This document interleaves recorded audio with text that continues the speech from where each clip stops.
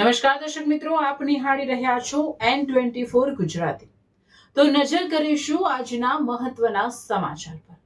વડુ ગ્રામ પંચાયતનું કથિત ભ્રષ્ટાચાર હવે ખુલ્લેઆમ ચર્ચાનો વિષય બન્યો છે। સ્થાનિક નાગરિક દ્વારા આરટીઆઈ હેઠળ માહિતી માંગવા છતાં જવાબ ન અપાતા અનેક શંકા ઊભી થઈ રહી છે। લોકોમાં ચર્ચા છે કે આખરે શું છુપાવવાનો પ્રયાસ થઈ રહ્યો છે।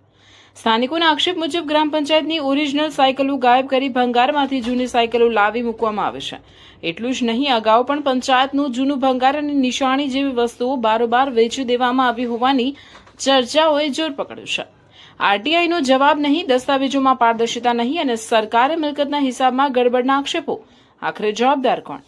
ગ્રામ પંચાયતની મિલકતને ખાનગી માલ સમજી વેચાણ કરનારાઓ સામે કાર્યવાહી થશે કે મામલો દબાવી દેવામાં આવશે? તાલુકા પંચાયત દ્વારા તપાસના આદેશ આપવામાં આવ્યા બાદ હવે લોકોની નજર તપાસ પર ટકેલી છે।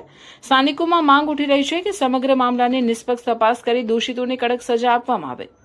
રિપોર્ટર સરફરાઝ દિવાન, વડુ, N24 ગુજરાતી ન્યૂઝ, પાદરા। લેખિતમાં કાગળ આપણને આજે આરટીઆઈ માંગી હતી, એવું કીધું કે હાજરની અંદર સાયકલો બધી પંચાયતમાં છે। હું પંચાયતની અંદર બધે જ તપાસ મેં કરી, તે છતાં મને સાયકલ મળી નથી। સાયકલો સારી અને એક સાયકલ હરિજનવાસમાં પડી છે, તો પછી એમને એવું કીધું હર્ષદી માતાએ સાયકલો પડી હતી, તો મેડમને એવું મેં કીધું કે તો ગુરુવારના રાત્રે 11:30 વાગે સાયકલો ભંગારમાંથી લાઈન નાખેલી છે। એ સાયકલ ને આ સાયકલનો આ જમીનનો ફરક છે ને આ રીતે મને તલાટી મેડમ ઉલ્લુ બનાવ્યા કરે છે। ગરગડીઓ કુવાણી માંગી તે કહે કે હાજર સ્ટોકમાં છે, એ બી પણ મને બતાવતા નથી। ગોળ ગોળ મને ફેરવ્યા કરે છે। ચાલો બધાને કોઈ બી વસ્તુ માંગણી અને આરટીઆઈ લેખિત મેં બધું માંગ્યું છે અને ફોટા હંગાત માંગ્યું, તે છતાં મને ખાલી કાગળ એક નહીં જેવું કાગળ આલી અને એમાં બધું વસૂલાત કરી દીધી અને મને ગોળ ગોળ સાયકલો 100% ભંગારની મેં વેચી ગઈ। આજે 3 મહિનાથી ઉપર વેચી ગયેલી છે અને એક સાયકલો આવી છે ભંગારમાંથી આવી છે। એ સાયકલ ગવર્મેન્ટે મોકલી અને આ સાયકલો આ જમીનનો ફરક છે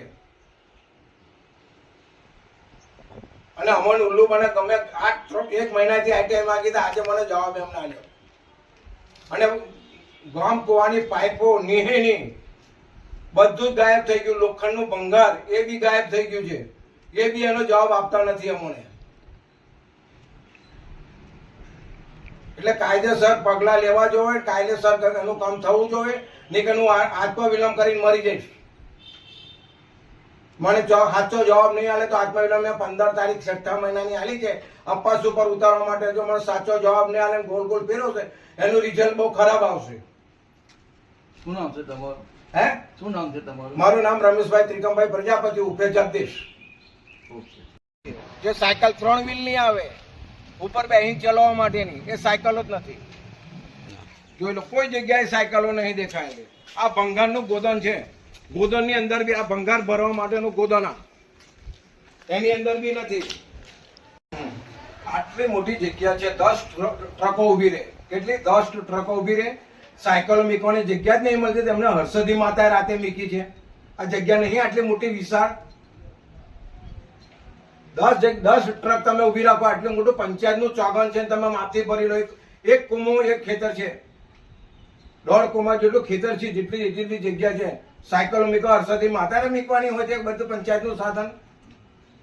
એવું કહે છે કે પંચાયતનું સાધન ત્યાં મૂકવાનું, હું શી સાબિતી કે ત્યાં મૂકવાનું?